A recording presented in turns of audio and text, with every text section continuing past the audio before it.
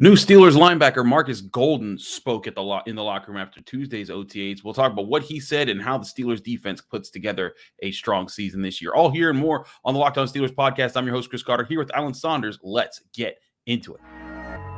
You are Locked On Steelers, your daily Pittsburgh Steelers podcast, part of the Locked On Podcast Network, your team every day.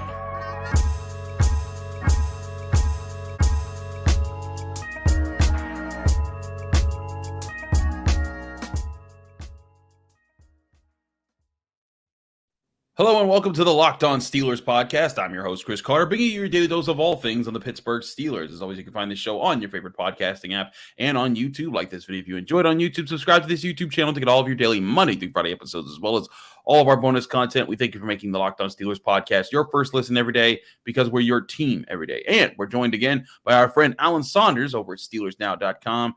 Alan, how you doing, man? Good. I'm good. Got a couple days off over the weekend. I'm ready to go. I'm ready to talk some football. I'm excited. I'm feeling good. We got a new microphone that I think is going to work, and I'm just everything's good right now, Chris. Everything's good. Everything's good. Well, it seems like everything was good for Markus Golden, too, because we finally got a chance to speak with him. It was his first practice with the Steelers, as far as on a day that the media could see, on a Tuesday, and it was the second week of OTAs, and he seemed rather chipper about his new team, and also said it's, it might be his new team as far as playing for it, but it's a team that he's followed and rooted for years. Here was Markus Golden in the Steelers locker room on Tuesday. The right opportunity for you? Man, I've always been a Pittsburgh Steelers fan. I love the way they do things. I actually wanted to come here when I was coming out from the draft years ago, I feel like now. But just the defense, being able to come here, fly around. I know the rich history of linebackers here flying around, making plays, and I wanted to come be a part of that. And, of course, I know a couple of people on the team, and Denzel Martin, coach, outside linebacker coach, we grew up together, I can say, because me and him was college roommates.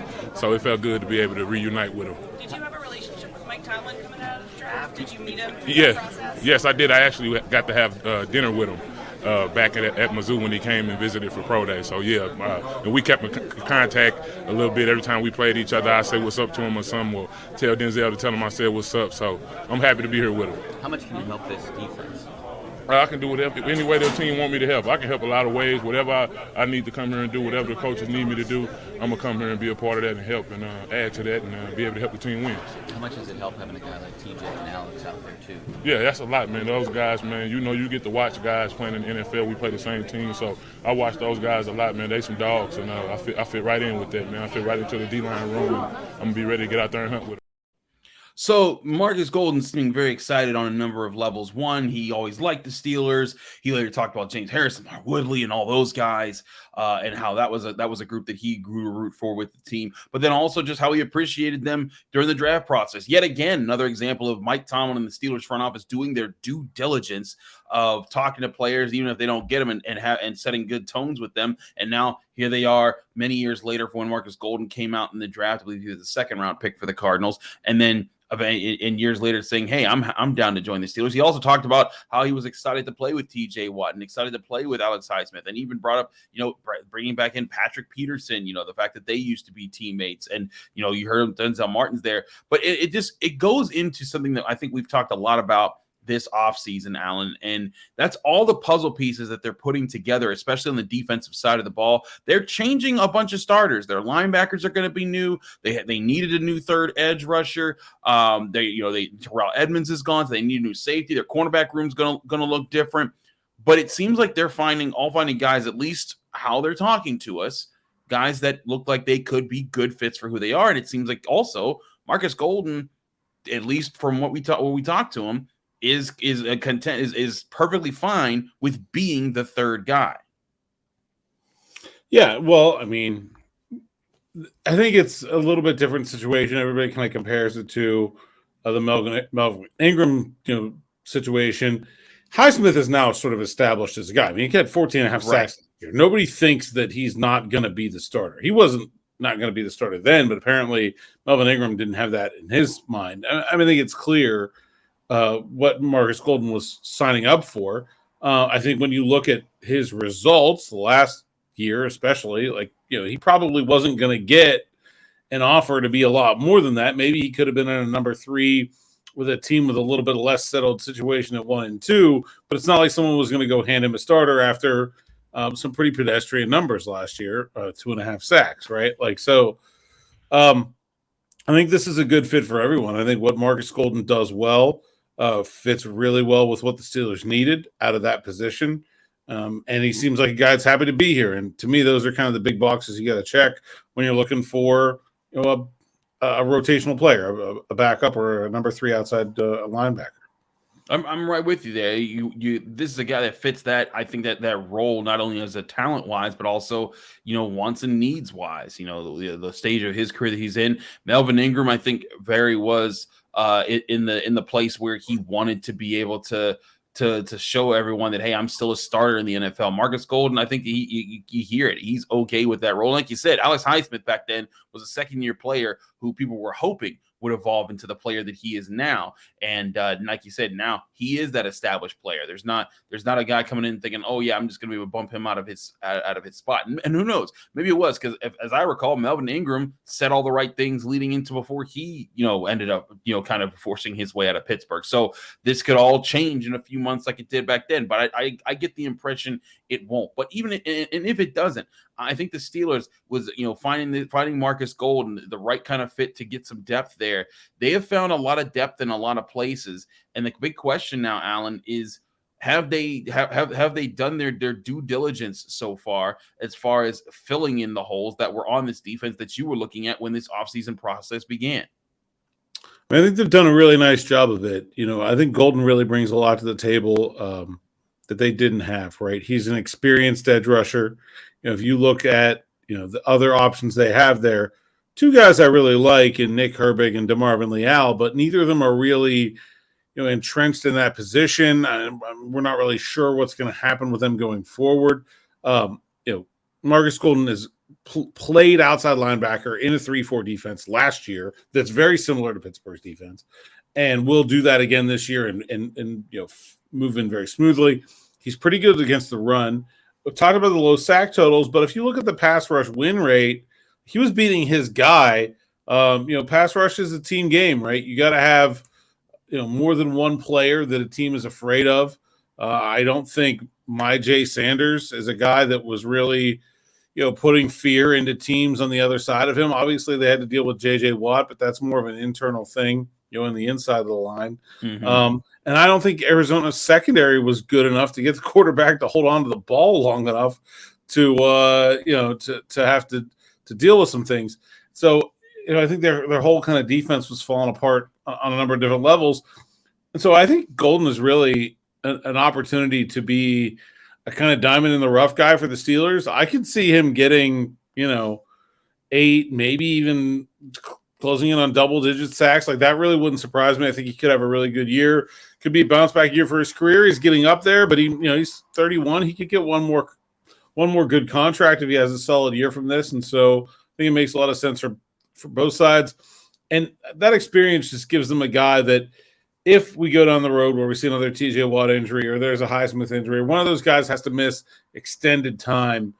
If you need 10 plays, I think DeMarvin Leal is great and Nick Herbig is great. But if you need somebody to go start a game or 2 or 3 or 7, like we saw last year, I think they've significantly improved their ability to do that with having Markus Golden.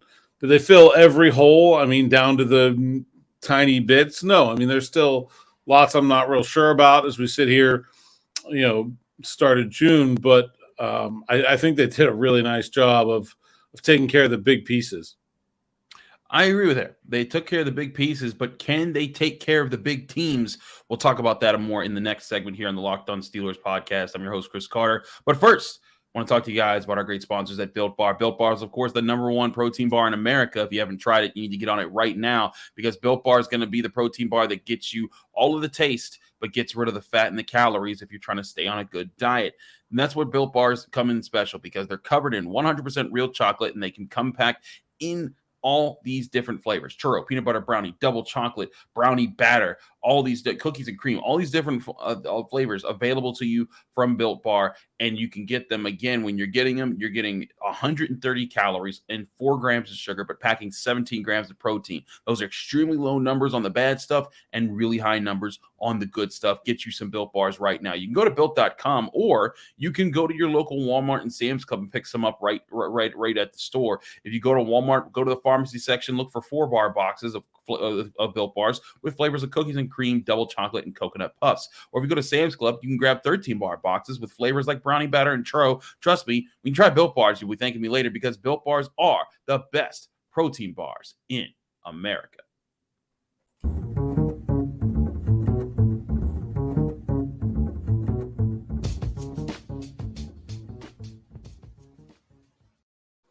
Back here on the Locked On Steelers podcast, I'm your host, Chris Carter, here with Alan Saunders of SteelersNow.com. Alan, want to talk to you about this. And it's a question that I think we're going to keep asking throughout the offseason, because it's not one that's going to get answered until we see the season, go through it. But the Steelers defense, as it's currently constructed, not if they had Quan Alexander or something else like that, or make a trade for Budda Baker or J.J. Watt to come out of retirement. Exactly. All the things that are just said on social media. But let's say, as they are constructed right now, is this a defense that the Steelers could use to hang with the big boys in the NFL? And when I mean big boys, I do mean the teams that are at the top of the league. We talk about the Chiefs, we talk about the Eagles, we talk about the Bengals, we talk about the Bills. But among all those teams that we're mentioning there, the Steelers, on their schedule as it is, really only have to play one of them twice in the Bengals. Now, there can always be risers. The 49ers are still going to be a problem. The Jaguars could be a team that rises and catches some teams off guard. You never know with the Seahawks or the Ravens. There could be teams like that. But is this team, as it's constructed, especially this defense, is this a team that can hang with the big boys like that and not get blown out like they did against the Bills and the Eagles this past season? Yeah, and through that second game against Cincinnati in there too, right? 35 points or more in all 3 of those games. I think you have to look at the things that happened in that season, right? And the Steelers had multiple injuries in the secondary. Ahkello Witherspoon missed almost the entire year. Minkah was banged up. Terrell Edmonds was banged up a little bit. Levi Wallace was banged up, I believe. They had a number of guys in and out of the lineup. That Bills game, I think you and I were 4th and 5th on the depth chart at corner by the end of it.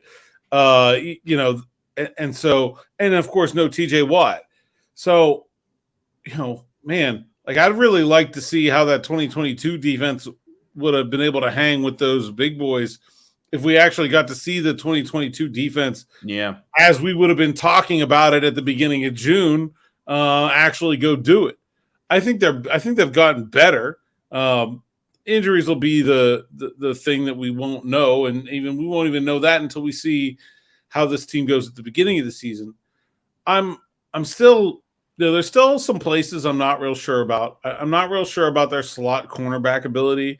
Think about a game like the Cincinnati Bengals, and who's their guy for Tyler Boyd? I don't really think I know what that answer is. And if one of their guys for either Jamar Chase or T. Higgins is going to be rookie Joey Porter Jr., I think there's going to be some tough moments there before. Look, I think this is a good pick. He's going to be a good player, but rookies don't thrive in that environment. Let's just say that.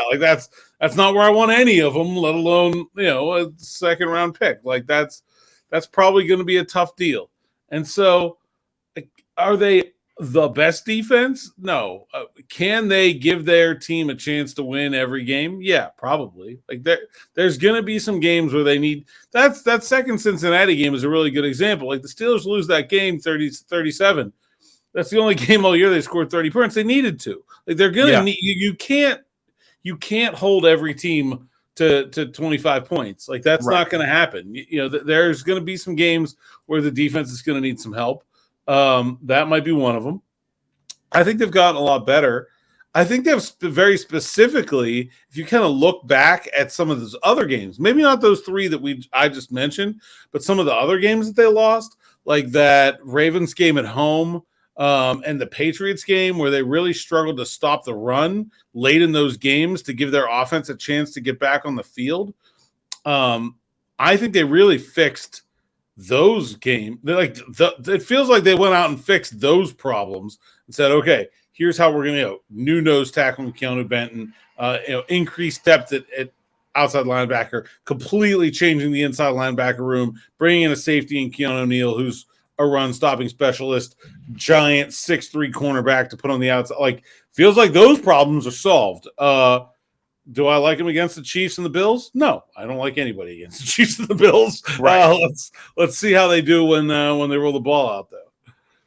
Yeah, I think that's the bottom line, is that you still don't know. You just got to see how they do when they match up with players. But and these are also two Chiefs and Bills teams that also aren't done adding themselves. The rumors are flying around that both are the front runners to get DeAndre Hopkins, and good Lord, I can't imagine DeAndre Hopkins adding more to those offenses. But back to the point, I look at how the Steelers are constructed right now, and I see reliable cornerback play from at least two veterans. If Joey Porter Jr. jumps in and is great, awesome. But I don't think he necessarily has to be. Both their starting guys can hold down the fort. They're not going to lock down people, but I think they're going to be guys that make sure, hey, we're not going to give up the big play. We're not going to get completely overmatched. We're going to be on our P's and Q's throughout games. You've got the best safety in football, in my opinion, in Minkah Fitzpatrick. You got maybe the best pass rushing duo, edge rushing duo between TJ Watt and Alex Highsmith. And you got a very formidable defensive front with Cam Hayward, Larry Ogunjobi, and the potential of having a Keeanu Benton or a Braden Fehoko or Armand Watts, whoever plays that sort of knows in between those guys when they run 3-4, or just comes off the bench when they want to run with two interior guys. Units like that in some of those nickel packages. But all in all, I look at this and I think that, like you said, as long as they're healthy, I think this is a defense that takes on the big dogs. And like you said, they can't win every week. The 2004 and 5 and like the mid 2000s defenses of the Steelers didn't win every week. There were days where they needed the offense to light it up on occasion. But that's just it. If it's on occasion and they just don't allow it to happen, I think this can be a year where this defense is a top 5 unit in the NFL. And I think this is a year where the defense can be the factor that wins them a lot of games. And when I mean a lot, I mean 10 or more. I think that, there's going to be games where Kenny Pickett and the offense is going to have to carry their fair share of the load. But by and large, especially with the schedule that they have up here, and I'm going to pull this schedule up just so everyone can see it as I'm talking about it. You're talking about offensive juggernauts. You don't know what you don't know what some of these teams are going to be, but the one that really stands out is just playing the Bengals twice as far as juggernauts from last year. And sure, the Browns, who knows what they'll be with Deshaun Watson. The Ravens, maybe they're better with the new offensive coordinator and Lamar Jackson getting some better receivers. Who knows what Jordan Love will be. There's questions like that all throughout the schedule. But to me, I think these are situations that the Steelers can handle. And as far as the Bengals, yeah, sure. Like I wouldn't want to just put Joey Porter Jr. on Jamar Chase and just have him follow him all over the place. But that's not what they'll probably do. And the Steelers, like most divisional teams in the NFL, usually play their divisional opponents very well. They usually hang right with them, and they either beat them or they take them to the mat and they say, hey, we gave this a good shot, just like they did to the Bengals in the first game and beating them, and the Bengals in the second game and keeping it real close. I think the big thing that I'm maybe the least sure about is, will they be able to replicate the turnover success this defense had last year? It's a good question. 23 picks. I mean, a lot of those came from guys that you think, or 23 turnovers, I'm sorry. A lot of those came from guys that you think should be able to repeat those performances. Some other guys, maybe not so much. Like is Levi Wallace, another 4 interception guy. Obviously, they lose 3 when they lose Cam Sutton. Where do those come from, if not those guys? And then, is that a sustainable pace? I think that's a question mark. How's the impact of Brian Flores leaving going to be on this unit? I think we saw them do some nice things schematically last year. Or are we going to be able to see that again? How much did that play into their success with turnovers? So I think there's still some question marks. But as far as things that could have been done by now, I think they've done a really nice job.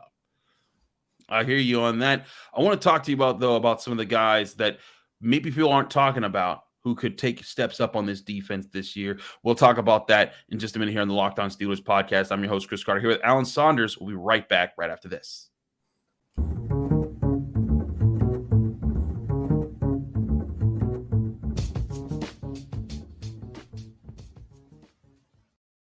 Back here on the Locked On Steelers podcast, I'm your host, Chris Carter, here with Alan Saunders of SteelersNow.com. Alan, every year there is a Steelers defender, and there's players in general, but a Steelers defender who steps up and becomes a better player than they were before, or a guy who is a new factor to the defense that changes the dynamics of things and gives them an extra asset here. And I think last year you could categorize Larry Ogunjobi in that fashion. You could categorize DeMonte KZ in that fashion. Maybe a little bit of DeMarvin Leal when he was healthy, because he was a good rookie addition here.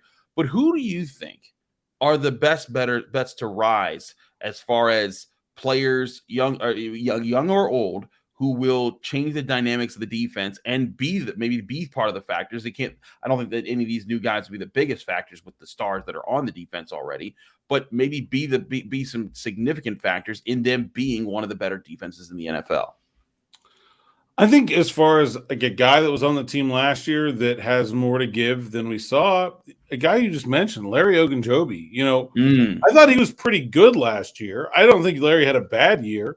But 1.5 sacks. I think he can be a lot better than that. 7 tackles for a loss. Like, I think he could double that. I think he, coming off that injury, coming to a new team, had a mixed up offseason. Wasn't even on the team yet until after minicamp. Wasn't a full participant in training camp. Now they've got a full offseason with Larry. He's already got the whole was coming from a scheme that is not similar to what the Steelers do at all. And so I think a whole offseason with this team, now a whole year removed from his injury, I think he could be a really good player for them. Like, I think he could be a lot better than he was last year. And not to say he was bad, but I think he could be a real impact player, especially in terms of those splash plays, the sacks, the TFLs, batting down passes, those kind of things that you want to see from an interior lineman. I don't think it was bad, but I didn't think we saw enough splash from him last year compared to what he's done the rest of his career. But I'm pretty confident that he can get that back. As far as a new addition, man, not enough people are talking about how good Patrick Peterson was last year. I understand that the number next to his age on the back of his football card says 33. The man was a Pro Bowl snub last year. He should have been a Pro Bowler. He was one of the best cornerbacks in the NFL last season. It looks like the Steelers are going to do some scheme things that are similar to what Minnesota was doing last year, putting him in some of those same positions when he had 5 interceptions and 15 pass breakups. Yes, please. If you're thinking about what I just said in the last segment, like where do these turnovers come from? It's Pat Pete. That's where they need to come from. And I think the Steelers fans have honestly underrated what this guy can contribute. Like, I'm already sick of he's a mentor and he's funny and he's good at the dude is a great ball player right now still. And I think we're going to see it. That would be interesting if he could do similar to what he did last year, just with ball production. Minkah Fitzpatrick tied the NFL for the most interceptions in the season with 6, along with C.J. Gardner-Johnson and Tariq Woolen and Justin Simmons. But right with that next group of guys was Patrick Peterson with 5, as you mentioned, and the potential of DeMonte KZ maybe getting some more time to play there. You could have on your hands 3 veterans who are adept at getting to the football. And Levi Wallace also was able to get his hands on the football. Part of your questions as far as can the defense, be able to do some of the things they did last year and take steps forward, the turnovers being in question there, maybe it's not that big of a question because they've all found guys, Terrell Edmonds, as good as he was at matching up with various types of offensive weapons, he was not an interceptor. Never was, just wasn't his thing. At one point, his brother Trey Edmonds, who played on the punt team, had more interceptions than him. That was like how bad it was at times when it came to intercepting. Again, Terrell Edmonds did a lot of really good things, but just wasn't the turnover man. And you looked at some of the other guys that they've had in there. But I think that with these group of guys and a healthy TJ Watt, because let's not forget, a healthy TJ Watt changes the trajectory of last season. And like you said, the balance of, guys not getting to the quarterback and guys versus guys not holding up in coverage, it helps each other out.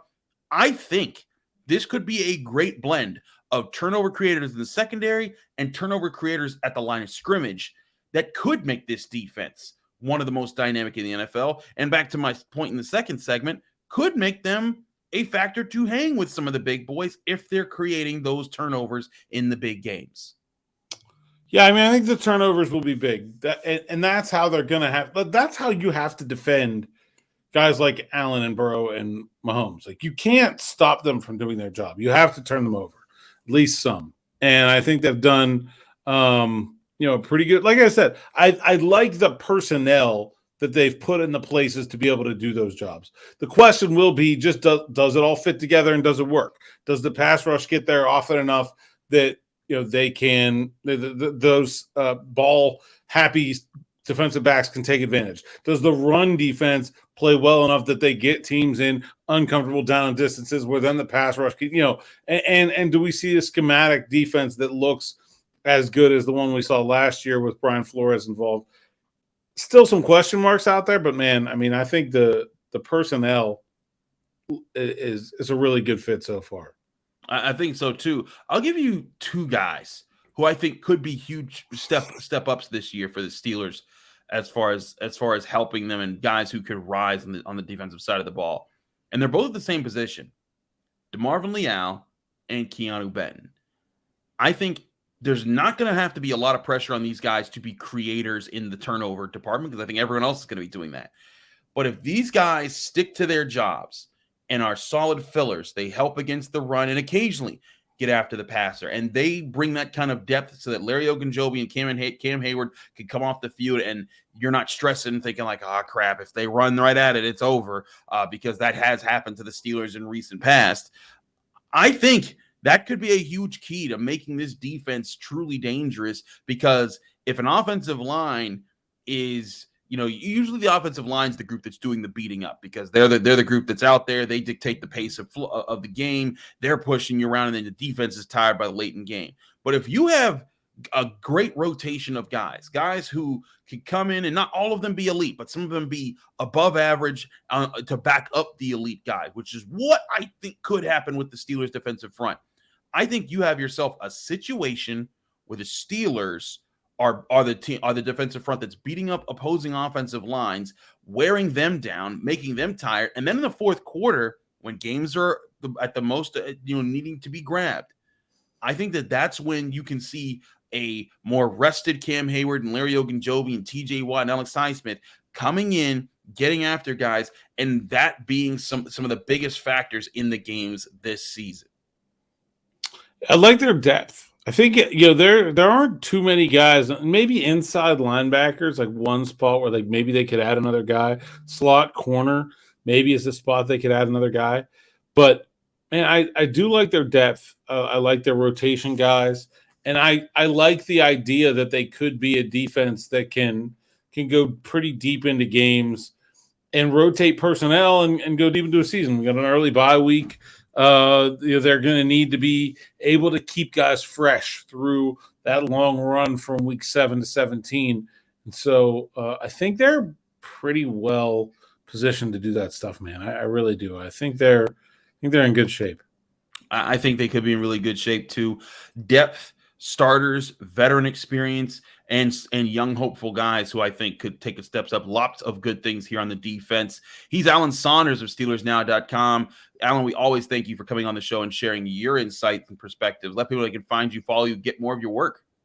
At @Saunders_PGH on Twitter, at PGH Steelers Now for all my stuff, Nick Faribault, everybody else at the site, and SteelersNow.com. Check it out. All kinds of good stuff there from OTAs, and we'll keep that rolling through minicamp, and then get ready, man. St. Vincent's coming up.